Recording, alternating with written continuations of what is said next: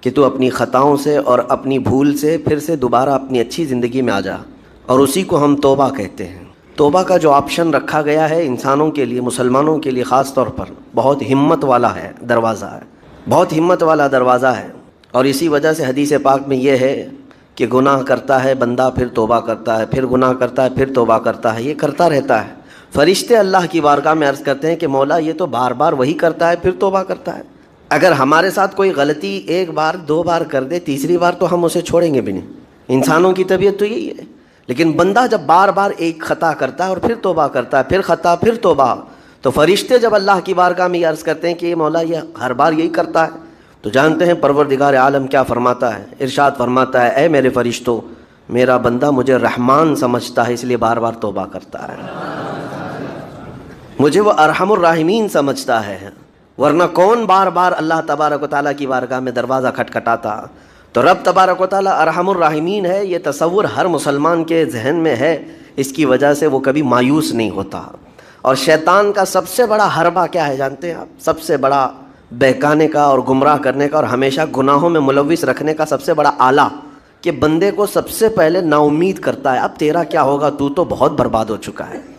یہ جو خیال شیطان ڈالتا ہے دل میں، اس کے بعد پھر وہ بندہ جری ہو جاتا ہے، اب میرے توبہ سے بھی کچھ ہونے والا نہیں ہے، جو جس طرح زندگی چل رہی چلنے دو، ارے 50 سال ہو گئے اب تک میں یہی کرتا رہا، اب کیا سدھروں۔ یہ جو خیالات ہے یہ شیطان ڈالتا ہے تاکہ اس کی کفر پر موت ہو جائے، تاکہ وہ ہمیشہ گناہوں کی موت مرے۔ نا امیدی جو ڈالتا ہے شیطان، اب میرے ساتھ کچھ ہونا نہیں ہے۔ نہیں میرے عزیزو، رحمت عالم صلی اللہ تعالیٰ علیہ وسلم کی بارگاہ میں کیسے کیسے لوگ آئے اور ارحم الراحمین نے ان کی توبہ قبول کی۔ آپ کو ایک بات میں بتاؤں، سیدنا عمر ابن خطاب رضی اللہ تعالیٰ عنہ کا دور ہے۔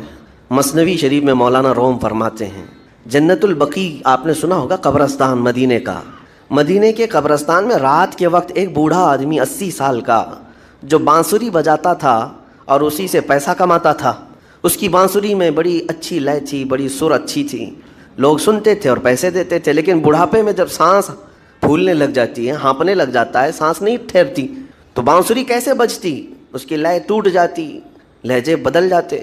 بوڑھا آدمی، اب اس کی بانسری سننے کو کوئی آتا نہیں تھا اور پیسے ملتے نہیں تھے، تھک ہار کر کے وہ آیا، رات کا وقت تھا، جنت البقیع قبرستان میں، 80 سال کی عمر کا ہو گیا ہے، اس نے بانسری توڑ دی، کہا زندگی بھر جس چیز سے میں کماتا تھا اب میری سانسوں نے جواب دے دیا، جسم پھولنے لگا ہے، سانس زیادہ آنے لگ گئی ہے، اب میرا کھانا پینا کیسا چلے گا؟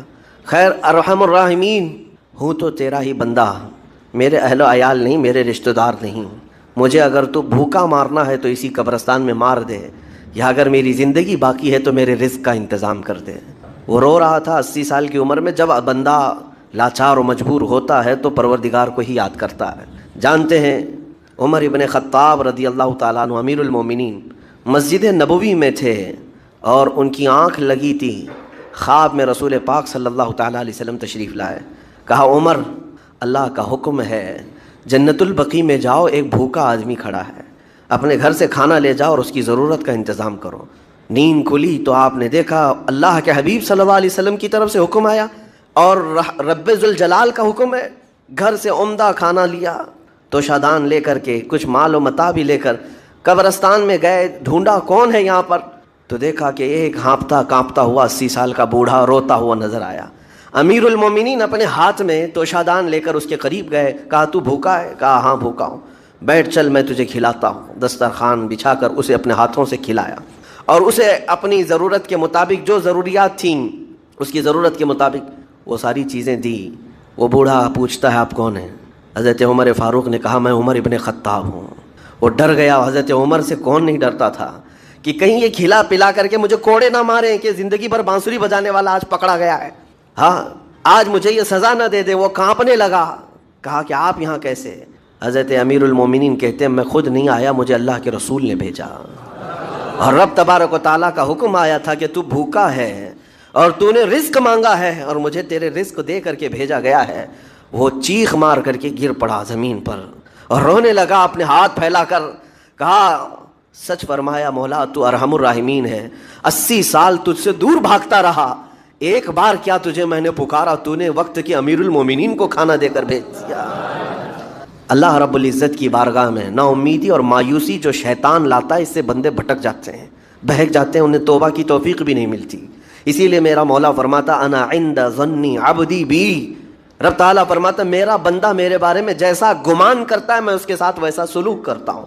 تم کیا گمان کرتے ہو؟ وہ سخت پکڑ کرے گا، ابھی مار ڈالے گا، وہ غفار ہے، قہار ہے، جبار ہے، لیکن ساتھ میں وہ ستار بھی ہے، وہ رحمان بھی ہے، رحیم بھی ہے۔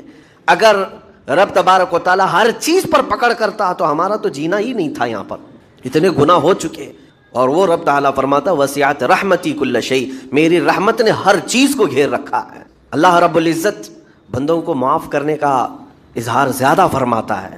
اور جانتے ہیں آپ، گناہ جب عام ہوتے ہیں، میں آپ کو اپنے گھر کی بات بتا دوں، میرے گھر میں آپ 4 دن کے مہمان بن کر کے آئے ہیں، کبھی میری کھڑکی توڑ رہے ہیں، کبھی دروازہ توڑ رہے ہیں، کبھی ہمارے گھر کے برتن پٹک رہے ہیں، کبھی فرشی اکھاڑ رہے ہیں، کب تک برداشت کروں گا؟ آپ کو نکال کر باہر کر دیں گے، مہمان نہیں، یہ بلا ہو گئی ہے، گھر سارا اجاڑ رہا ہے، ایک چیز پر چھوڑ دیا جائے، 2 چیز پر چھوڑ دیا جائے، یہ انسانوں کی فطرت ہے، انسانوں کی فطرت۔ لیکن رب کائنات اپنی کائنات میں ہم بندوں کو اتارا ہے، ہم نے کیا نہیں بگاڑا؟ اپنے گناہوں سے اس کی زمین کو لال کر دیا، ہاں اس کی نافرمانی سے ہم نے اس کائنات کے رنگ کو بدل دیا، کھلے عام گناہ، ننگا پن، بے حیائی، عیاشی، سب کچھ ہوتا رہا۔ اس کی کائنات ہے، اس کی زمین ہے، اس کی سلطنت ہے۔ اور ان گناہوں کی وجہ سے جانتے ہیں آپ، سمندر اللہ کی بارگاہ میں عرض کرتا ہے کہ مولا تو مجھے اجازت دے دے، میں ایسی طغیانی لاؤں گا کہ یہ سب ہلاک ہو جائیں گے۔ ہوائیں اللہ سے اجازت مانگتی ہیں، تو مجھے شدت دے دے، میں اتنا تیز اڑاؤں گی کہ ان کے پرخچے اڑ جائیں۔ لیکن جانتے ہو اللہ کی طرف سے جواب کیا آتا ہے؟ سمندر کو بھی رب تعالیٰ فرماتا ہے، ہواؤں کو بھی کہتا ہے رب تعالیٰ رک جاؤ، میں میرے بندوں کے انتظار میں ہوں، میرے بندوں کی توبہ کے انتظار میں ہوں کہ میرے بندے میرے پاس لوٹ آئیں گے۔ اسی لیے اللہ کے حبیب صلی اللہ تعالیٰ علیہ وسلم ارشاد فرماتے ہیں، اللہ تعالیٰ کو سب سے زیادہ خوشی کس بات کی ہوتی ہے جانتے ہیں؟ رب تعالیٰ اپنے بندوں سے کب خوش ہوتا ہے؟ مثال دے کر کے میرے آقا نے فرمایا، مثال دے کر سمجھایا۔ صحرا میں، ڈیزرٹ میں ریتیلے میدان ہوتے ہیں، اس کا سفر بڑا ڈینجر ہوتا ہے۔ آج بھی ڈیزرٹ ہیں بہت سارے، سہارا ڈیزرٹ کا نام سنا ہوگا آپ نے۔ ہم گئے ہیں 200-250 کلومیٹر تک آپ چلتے رہو گاڑی، نہ ایک درخت نظر آتا ہے، نہ پہاڑ نظر آتا ہے، نہ گھر نظر آتا ہے، کچھ بھی نہیں۔ اس طرف میدان ریت کا اور آسمان لگا ہوا دکھتا ہے، ادھر بھی آسمان، تنہا ہم اکیلے نظر آتے رہتے ہیں۔ صحرا کا جو سفر ہوتا ہے بہت کٹھن ہوتا ہے۔ نبی پاک صلی اللہ تعالیٰ علیہ وسلم مثال دیتے ہوئے ارشاد فرماتے، ایک بندہ اپنی اونٹنی لے کر، اس پہ ساز و سامان لے کر کھانے پینے کا صحرا کے سفر پر تھا، اور صحرا میں کھانا پانی بہت مقدار میں لی جاتی ہے کیونکہ کچھ ملتا نہیں، اور جلد سے جلد وہاں سے سفر گزار کر کے آنا۔ ایک بار اگر راستہ بھٹک گیا موت ہو جاتی ہے، وہاں پہ راستہ ملے گا نہیں، جس طرف بھی جاؤ تو لگے گا سیدھا ہی چل رہا ہوں، ڈائریکشن ہی نہیں پتا ہوتے صحرا میں۔ حضور پاک صلی اللہ علیہ وسلم فرماتے ہیں، ایک بندہ صحرا کے سفر میں اپنی اونٹنی کے ساتھ ساز و سامان لے کر سفر پر تھا، بیچ راستے میں اسے نیند آئی، سویا، سو کر کے اٹھا تو دیکھا اس کی اونٹنی ساز و سامان کے ساتھ غائب ہے، صحرا میں، بیچ صحرا میں۔ اب جو سواری تھی وہ غائب ہے، کھانا پانی تھا وہ غائب ہے، کچھ نہیں ہے ساتھ میں۔ گھبرا گیا، پریشان ہوا، اپنی اونٹنی کو ڈھونڈتا ڈھونڈتا تھک گیا، کبھی ادھر کبھی ادھر، کبھی ادھر کبھی ادھر، ہر جگہ کہیں کوئی نشان نظر نہ آئے۔ اور جب سواری نہیں ہے تو اب کئی 100 کلومیٹر کا بغیر کھانے پینے کے کیسے سفر کرتا؟ تھک ہار کر کے دوسرا دن ہو کہ تیسرا دن ہو، ایک جگہ وہ بندہ سو گیا، پھر سے سو گیا، اب راستہ بھی نہیں ملتا۔ سویا تو نیند سے اٹھا جب تو دیکھا اس کی اونٹنی بھی موجود ہے، اس کا ساز و سامان بھی ہے۔ یہ مثال ہے، یہ مثال ہے۔ میرے آقا صلی اللہ علیہ وسلم صحابہ سے اب پوچھتے ہیں، اے میرے صحابہ بتاؤ، اس بندے کو جو صحرا میں گمشدہ اونٹنی جس کی مل جائے اسے خوشی کتنی ہوگی؟ صحابہ کہتے ہیں یا رسول اللہ اس کی تو جان میں جان آ گئی ہوگی، کیونکہ وہ جانتے تھے صحرا کا سفر کیا ہوتا ہے۔ کہا سب سے زیادہ اسے خوشی ہوگی کہ اس کا کھویا ہوا سامان مل گیا، کھوئی ہوئی سواری مل گئی۔ میرے آقا صلی اللہ علیہ وسلم فرماتے ہیں، گمشدہ اونٹنی کے ملنے پر جیسے اس مسافر کو خوشی ہوئی، اس سے کئی زیادہ بڑھ کر کے رب تعالیٰ کو اس وقت خوشی ہوتی ہے جب ایک گنہگار بندہ واپس توبہ کر کے اس کی بارگاہ میں آتا ہے۔ رب تعالیٰ کی بارگاہ میں جب بندہ پلٹ کر کے آتا ہے، رب تعالیٰ فرشتوں پر اس بندے کو دکھا کر رشک کرتا ہے، ارشاد فرماتا ہے میرا بندہ میرے پاس آ گیا، میرا بندہ میرے پاس آ گیا ہے۔ میں نے قرآن پاک کی وہی آیت تلاوت کی ہے جس میں اللہ تعالیٰ فرماتا ہے والذین اذا فعلوا فاحشۃ او ظلموا انفسهم ذکروا اللہ فاستغفروا لذنوبہم۔ یہ چوتھے پارے کی آیت ہے۔ اللہ تعالیٰ فرماتا ہے وہ لوگ جنہوں نے برائی کر لی، یا اپنی جان پر ظلم کیا، یعنی گناہ کیا، پھر اللہ کو یاد کر لیا اور توبہ کر لیا، اللہ فرماتا وَمَن يَغْفِرُ الذُّنُوبَ إِلَّا اللَّهُ، تو بتاؤ لوگو اللہ کے علاوہ کون ہے بخشنے والا؟ لیکن شرط رب تعالیٰ یہ فرماتا وَلَمْ يُصِرُّوا عَلَى مَا فَعَلُوا وَهُمْ يَعْلَمُونَ، لیکن ایک بات ہے کہ وہ جس چیز سے توبہ کر کے آ رہے ہیں اس پر پھر مزید اصرار کر کے جمے نہ رہیں، چھوڑ دیں ایک بار، جان بوجھ کر کے پھر اس چیز پر نہ لگے رہیں۔ یہ آیت کب نازل ہوئی تھی میں آپ کو بتاؤں، دو صحابہ تھے، دونوں گہرے دوست تھے، بہت ہی گہرے دوست، مدینے کے رہنے والے۔ اس میں سے ایک صحابی تجارت کے لیے جا رہے تھے اور ان کے گھر بار میں ان کی بیوی تھی بس، اور کچھ نہیں، تو اپنے دوست سے کہا کہ میں جا رہا ہوں، مجھے آنے میں تاخیر ہو سکتی ہے، میرے گھر پر اگر کبھی سودا سلف لانے کی ضرورت پیش آئی تو میری بیوی کو یہ پہنچا دینا ساز و سامان۔ یہ کہہ کر کے وہ تجارت پہ چلے گئے۔ جو دوست صحابی تھے، دیکھیں صحابہ کے بہت سارے کام امت کے لیے درس ہیں، قیامت تک آنے والے مسلمانوں کے لیے وہ مشعل راہ ہیں۔ تو وہ جو دوست صحابی تھے سودا سلف لے کر کے گھر جایا کرتے تھے اپنے دوست کی بیوی کو پہنچانے کے لیے۔ ایک دن ایسا ہوا کہ شیطان نے ورغلایا اور سودا سلف سامان لے کر گھر گئے۔ ان کی خاتون باہر آئی دوست کی، انہوں نے اس خاتون کا صرف ہاتھ پکڑ لیا اور وہ عورت چونکہ مدینے کی رہنے والی صحابیہ ہیں، اپنا ہاتھ تو چھڑا لیا لیکن وہ چیخ مار کر رونے لگی کہ جس پر میرے شوہر نے سب سے زیادہ اعتماد کیا، تم تو جگری دوست بھائی کی طرح تھے، ہاتھ کیسے بڑھا دیا؟ تو اس صحابی کو فوراً احساس ہو گیا کہ میں بہت بڑی خطا کر گیا، میرے بھائی اور میرے دوست کی امانت میں نے خیانت کر دیا، اس نے مجھ پر بھروسہ کیا تھا اور اس کی بیوی کا میں نے ہاتھ پکڑ لیا، بس اتنی سی بات تھی۔ وہ خاتون بھی رونے لگ گئی کہ میرے ساتھ کیا ہوا، یہ صحابی بھی رونے لگ گئے، احساس فوراً ہو گیا کہ میں نے غلط کیا ہے، سودا سلف لانے کے وقت مجھ سے غلطی ہو گئی، خطا ہو گئی۔ اب اس خطا کی وجہ سے وہ کرتے کیا، ان کو تو ڈر یہ تھا کہ میں اپنے دوست کو منہ دکھانے کے بھی قابل نہیں، اور نہ ہی میں یہ چیز کسی کے سامنے ذکر کر سکتا ہوں، کیا کروں؟ تو مدینہ چھوڑ کر کے چلے گئے پہاڑیوں میں، اور بغیر کھانا پانی سب کچھ بھی نہیں تھا، پہاڑیوں کے بیچوں بیچ رہنے لگے، اور صرف روتے تھے اور گر جاتے تھے، اور کمزوری آ گئی جسم میں، اٹھنے پھرنے کی بھی طاقت نہیں تھی۔ اب وہ دوست ان کے صحابی تجارت سے واپس آئے، گھر میں آتے ہی ان کی خاتون نے بتا دیا کیا معاملہ پیش آیا۔ وہ بہت جلال میں آئے اور کہا کہ میرا دل ٹوٹ گیا، آج میری کمر ٹوٹ گئی، جس کے ساتھ ہم نے پوری زندگی بتائی آج اس نے میری عورت کے ساتھ ایسا کیسے کیا؟ بہرحال انسان ہے، خطا ہوتی ہے، انسان ہے، بھولنا اور خطا کرنا اس کی عادت ہے۔ اب ان کو دل میں تو بہت تکلیف ہوئی، کروں کیا؟ لیکن وہ صحابی تھے، انہوں نے کہا یہ معاملہ سیدھے حضور پاک کی بارگاہ میں رکھ۔ پیشانی پر اگر نشان کی بات ہوتی تو صرف جبہہ کا لفظ آتا، اللہ نے قرآن میں فرمایا فی وجوہ، ان کے پورے چہرے پر سجدے کے نشان ہیں، یعنی چہرہ چمکدار ہوگا۔ ہم بھی بہت سالوں سے سجدے کر رہے ہیں، بہت سالوں سے ہم بھی نماز پڑھ رہے ہیں، بہرحال زمانے رسول آ گیا، اے میرے صحابہ چھوڑ دو، ہم عہد کے پابند ہیں، ہم عہد و پیمان والے ہیں، تو مجبوراً ان کو چھوڑنا پڑا۔ وہ گئے، روتے گئے، فریاد کرتے گئے، لیکن رسول کریم صلی اللہ تعالیٰ علیہ وسلم کی یہ جو صلح ہوئی، واپس تو مدینے آئے، تب یہ سورہ نازل ہوئی جس میں اللہ تعالیٰ نے یہ ارشاد فرمایا لقد صدق اللہ رسولہ الرؤیا بالحق لتدخلن المسجد الحرام ان شاء اللہ آمنین محلقین رؤوسکم ومقصرین لا تخافون۔ اللہ تعالیٰ اپنے رسول کا خواب سچ کر دکھایا گا، بے شک کہ ضرور رسول آپ داخل ہوں گے مسجد حرم میں، وہ بھی امن و امان کے ساتھ مسجد حرم میں آپ آئیں گے۔ ہوا یہ کہ اس وقت حضرت عثمان غنی کو بھیجا گیا تھا مکہ کے حالات دیکھنے کے لیے۔ حضرت عثمان مکہ والوں میں معزز تھے، ان کی لوگ عزت کرتے تھے۔ حضرت عثمان غنی آئے، بات چیت کی غرض سے آئے، تو وہاں جتنے کفار و مشرکین کے سردار تھے انہوں نے دیکھا اور کہا عثمان تم سے ہماری دشمنی نہیں ہے، دیکھو ہم محمد صلی اللہ علیہ وسلم اور ان کے ساتھیوں کو آنے نہیں دیں گے مکہ میں، اور رہی بات عمرہ کی، تم احرام کی حالت میں آئے ہو، احرام کی حالت میں حرم میں آ گئے مکہ میں، کہا تم چاہو تو اپنا طواف کر کے عمرہ مکمل کر لو اور جاؤ۔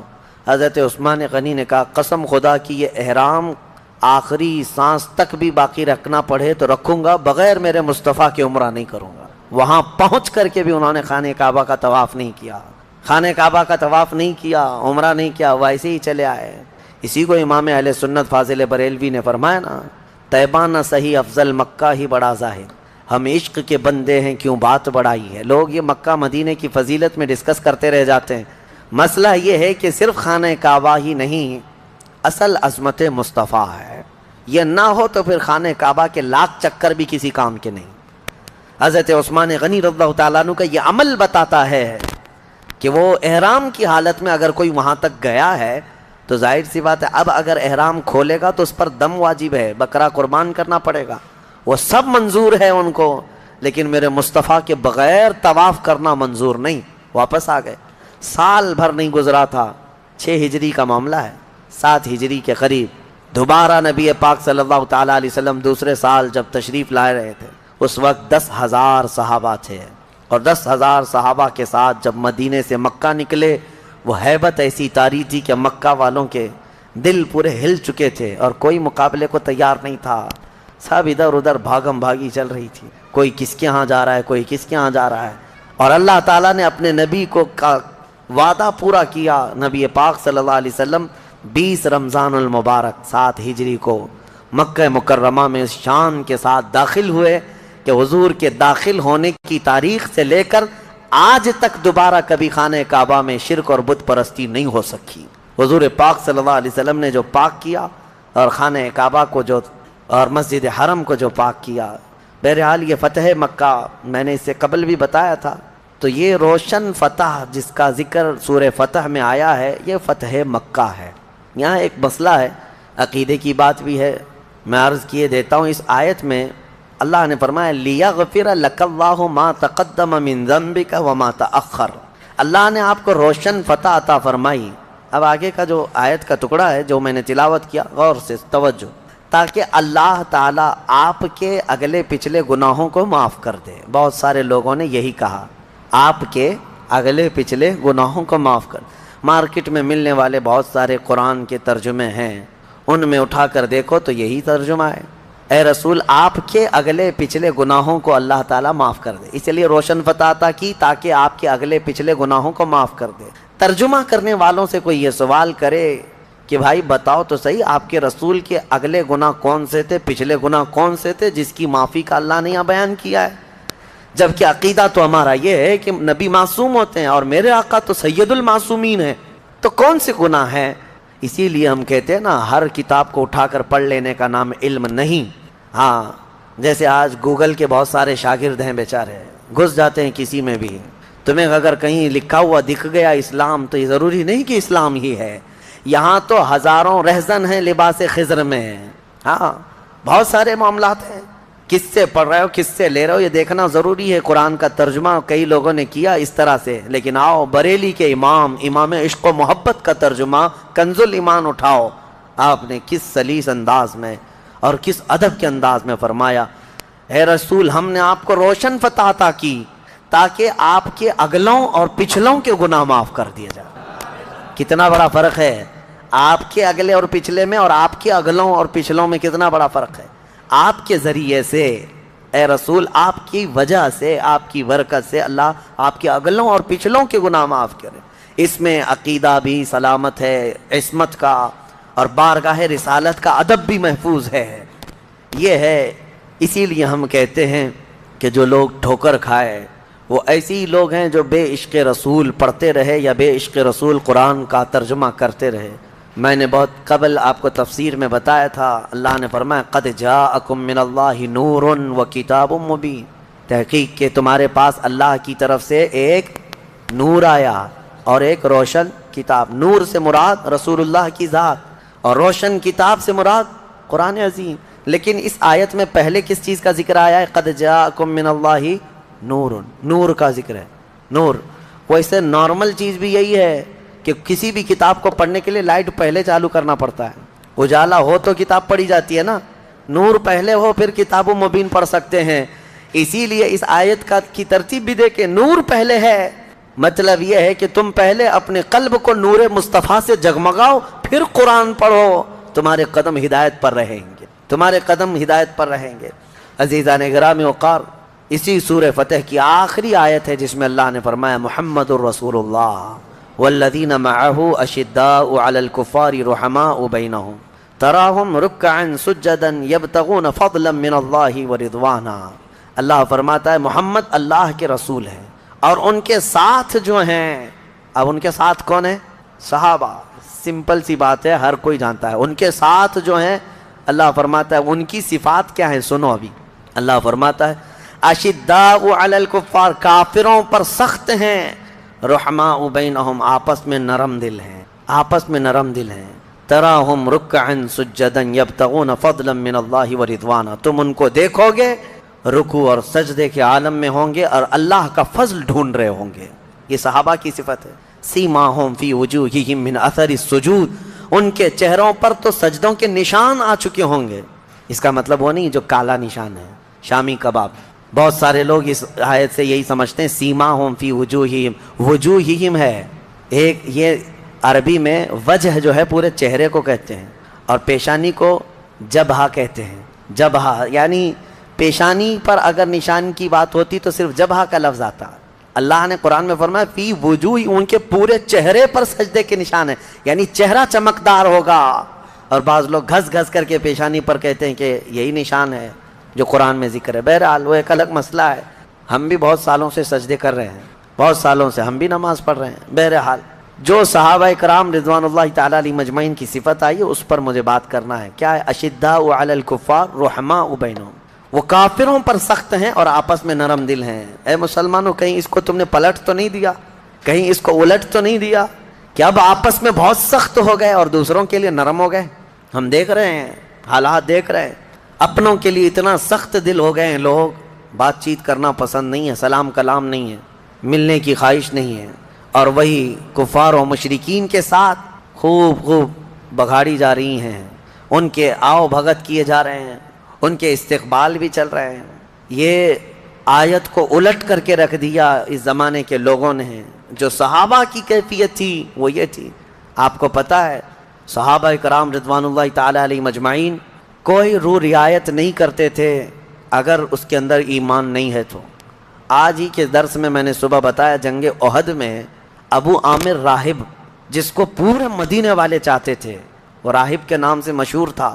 وہ مکہ بھاگ کر چلا گیا تھا جب حضور آئے تھے مدینے، اور مکہ والوں کو بھڑکا کر کے احد کے میدان میں لایا تھا.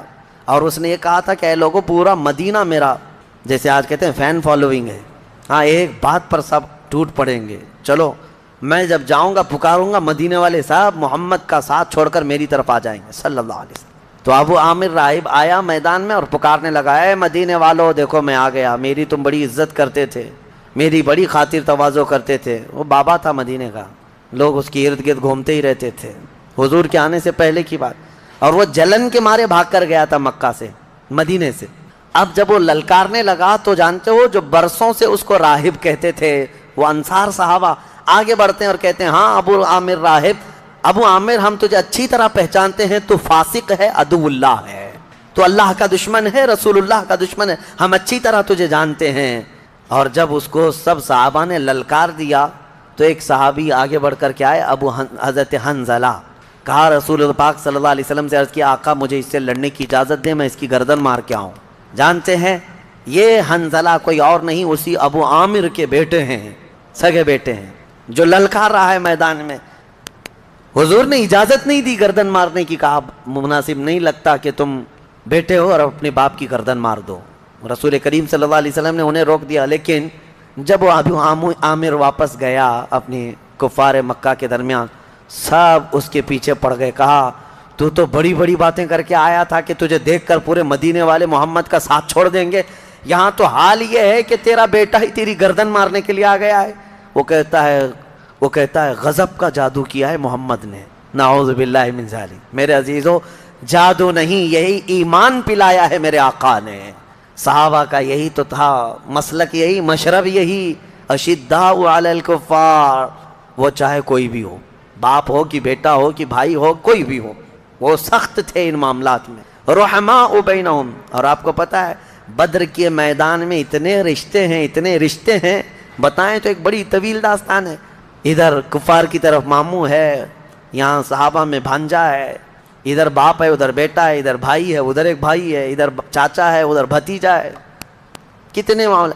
حضرت علی کرم اللہ وجہہ الکریم ادھر ہیں حضور صلی اللہ علیہ وسلم کی طرف، حضرت حمزہ یہاں ہیں، اور کفار کی طرف عباس ہیں. حضرت حمزہ اور عباس سگے بھائی ہیں. حضرت علی کے سگے بھائی عقیل بن ابی طالب، وہ بھی کفار کی طرف سے آئے. کتنے رشتے بتائیں آپ کو. یہ اور بات ہے کہ یہ لوگ بعد میں اسلام لائے ہیں, بعد میں اسلام لائے.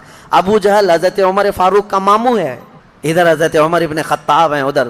یہ صحابہ نے یہ دیکھا ہی نہیں کہ ہمارا ان سے کیا رشتہ ہے, انہوں نے صرف یہ دیکھا ہے کہ اگر نسبت مصطفیٰ نہیں ہے تو یہ ہمارے کچھ بھی نہیں لگتے, کچھ بھی نہیں لگتے. اشداء علی الکفار, یہ صفت تھی. اب اس کا مطلب یہ نہیں ہے, بعض لوگ یہ سمجھتے ہوں کہ سختی کرنے کا مطلب کیا ہے. ہم جہاں رہتے ہیں کفار و مشرکین سے ہمارے معاملات ہیں, آپ تجارت کریں, اخلاق کے ساتھ رہیں, اچھے ویوہار کریں, ٹھیک ہے, لیکن اس کا مطلب یہ نہیں ہے کہ تم جو ہے مومنین کو سائیڈ لگا دو اور ان کی طرف نظر بھی نہ کرو اور تم یہ کہنے لگ جاؤ کہ نہیں یہ لوگ تو اچھے ہیں, یہ لوگوں کے ہاں یہ معاملہ اچھا ہے.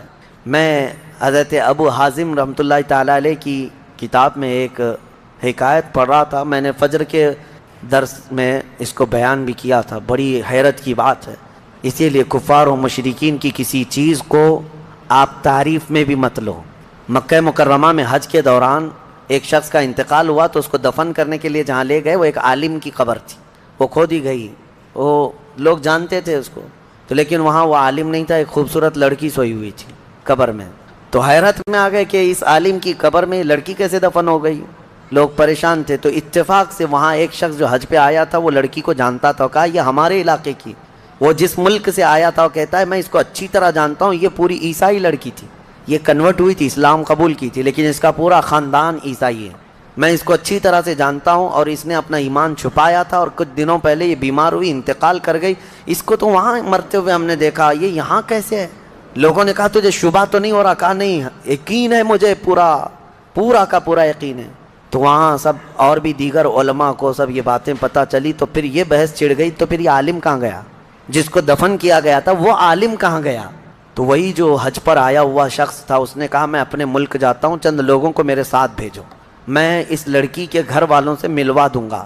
تو یہ گیا اپنے ملک اور اس لڑکی کے گھر والوں کے پاس گیا جو عیسائی تھے, کہا کہ تمہاری بیٹی فلاں فلاں کا انتقال ہوا. کہا ہاں, کہا ہم نے اس کو مکہ مکرمہ کے قبرستان میں دیکھا ہے. کہا ایسے کیسے ہو سکتا ہے, پاسبل نہیں, ہم نے تو اس کو اچھے آخری رسومات کے ساتھ اچھے طریقے سے دفن کیا اپنے قبرستان. تو یہ جو گئے ہوئے مسلمان تھے انہوں نے اصرار کیا کہ چلو تمہاری بیٹی تمہاری لڑکی کی قبر کھود کر دیکھا جائے, کیا تم نے جو دفن کیا وہ وہی ہے.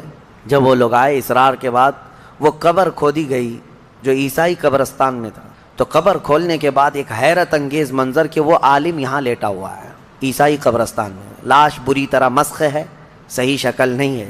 لوگ دیکھ کر کے پہچان لیے کہ یہ مکہ میں جس کی قبر تھی وہ یہ ہیں, یہ کیسے شفٹنگ کون کرتا ہے, کیا ہوا کیا تھا. بہرحال قبریں جیسی تھی ویسی کر دی گئی واپس. لوگوں میں یہ بحث چھڑ گئی کہ آخر یہ ایسا کیسے ہوا. اتنی بات تو سمجھ میں آ رہی تھی کہ یہ لڑکی اسلام سے محبت کرنے لگی, قرآن پڑھنے لگی تھی اور ایمان پہ انتقال ہوا. اس کا مکہ میں دفن ہو جانا تو سمجھ میں آ جاتا ہے کہ ہو سکتا ہے اس کو اللہ نے اعزازاً انعاماً جو ہے منتقل فرمایا ہو, لیکن یہ وہاں سے کیوں آیا مکہ سے. تو لوگ اس کے گھر گئے, اس کی بیوی تھی, بیوہ تھی, اس سے جا کر پوچھا تمہارے شوہر کے بارے میں کیا خیال ہے. کہتی ہے میرا شوہر تہجد گزار تھا, نمازی تھا, پابند تھا, سب کچھ اچھا تھا. لوگوں نے کہا کوئی ایسا عمل جو خلاف شرع یا کوئی ایسی چیز. کہا نہیں وہ تو پابند آدمی تھا.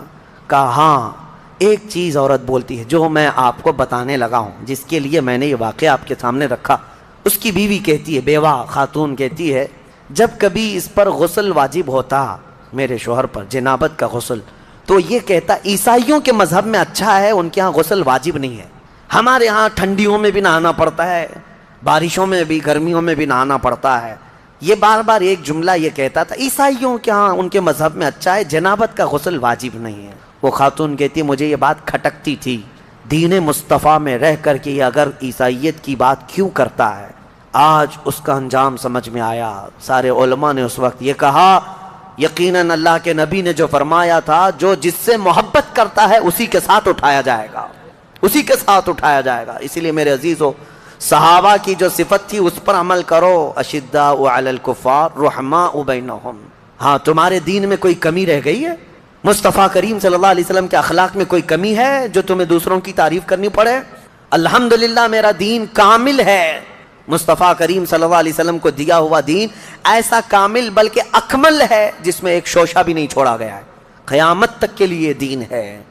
میں چیلنج کے ساتھ کہہ سکتا ہوں پوری دنیا کے دیگر ادیان کو لاؤ, کچھ تو مدون بھی نہیں ہے, لکھے ہوئے بھی نہیں ہے, بس ایسی اندھا دھند چل رہے ہیں کئی دن. کچھ مذہب جو ہے صرف افواہوں پر چل رہے ہیں. کچھ مذہب ہیں جن کی کتابیں ہیں, جن کے ہاں لا ہیں, لیکن سب کو لا کر کے بتا دو, میں بتاؤں گا اسلام کے علاوہ کوئی کمپلیٹ ہے ہی نہیں, کمپلیٹ نہیں ہے. میرے عزیزو, جس کے پاس سب کچھ ہے اسے یہ سب دیکھنے کی ضرورت نہیں. بہرحال صحابہ اکرام رضوان اللہ تعالی علیہم اجمعین کی یہ صفت اللہ ہمیں عطا فرمائے. اشداء علی الکفار رحماء بینہم. امام اہل سنت فاضل بریلوی رحمۃ اللہ علیہ کی بات یاد آتی ہے کہ آپ کو ایک بار درد قولنج ہوا. درد قولنج جو ہوتا ہے یہ پیٹ میں مروڑ پیدا ہوتی, اور ایسی سخت درد کہ ہر چیز پھیکی لگنے لگ جائے, کڑوی لگنے لگ جائے. اعلیٰ حضرت فرماتے ہیں میں ایک دن سے بیمار ایسا تھا کہ صرف نماز کے وقت میں وہ درد کم ہوتا, ظہر پڑا اس کے بعد پھر شدت کا درد, عصر پڑا پھر شدت کا درد, مغرب پڑا شدت کا درد. وہ لیٹے ہوئے تھے, علاج بھی چل رہا ہے. دوسرا دن گزر گیا, اعلیٰ حضرت فرماتے ہیں ایسا لگتا تھا کہ اس پیٹ کے درد سے جو ہے موت قریب آ جائے گی, اتنا سخت درد تھا. دوسرے دن اعلیٰ حضرت فرماتے ہیں کہ ان کے کوئی جاننے والے آئے, کہا کہ حضور فلاں ایک صاحب ہے, وہ کوئی پنڈت تھا, کہا کہ وہ جڑی بوٹیاں کرتا ہے, بہت ساری چیزیں ہیں علاج وغیرہ کے لیے. اعلیٰ حضرت نے منع فرمایا. اس کے بعد کچھ صاحبوں نے کہا کہ بہت درد ہے, شدت کا درد ہے, دیکھ لینے میں کیا ہے, اور وہ صاحب بھی آپ کے درشن کرنا چاہتے ہیں, آپ کی زیارت کرنا چاہتے ہیں. اعلیٰ حضرت نے کچھ کہا نہیں, وہ آ گیا. اعلیٰ حضرت نے اس کو لکھا ہے. وہ آئے جو صاحب جن کو یہ لوگ لے کر کے آئے ہیں, وہ آتے ہی اعلیٰ حضرت کے پیٹ پہ ہاتھ رکھا اور کہا کہاں درد ہے. اعلیٰ حضرت فرماتے ہیں 2 دن سے قولنج کا اتنا درد مجھے نہیں ہوا تھا جتنا اس کے ہاتھ رکھنے سے ہوا. اس کے ہاتھ رکھنے سے جو مجھے درد ہوا, یہ کیا تھا, یہ کیا تھا؟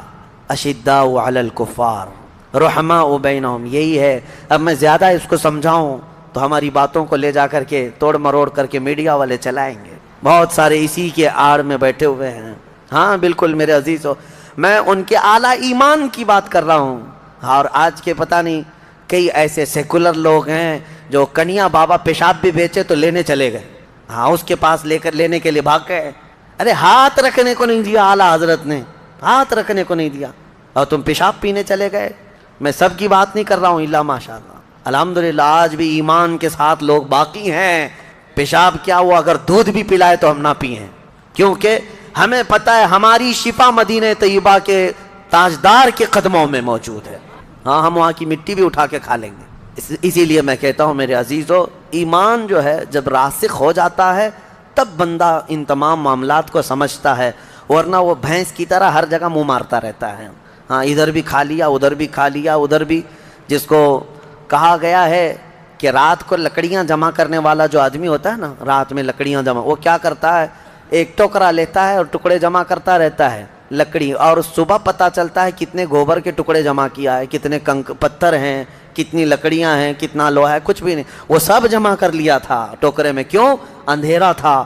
اسی لیے کہتے ہیں عشق رسول کا اجالا ہو تو تمہارے ٹوکرے میں کوئی ٹکڑا گوبر کا نہیں آئے گا. جو جمع کرو گے وہ انشاءاللہ ایمان کے ساتھ ہی جمع کرو گے.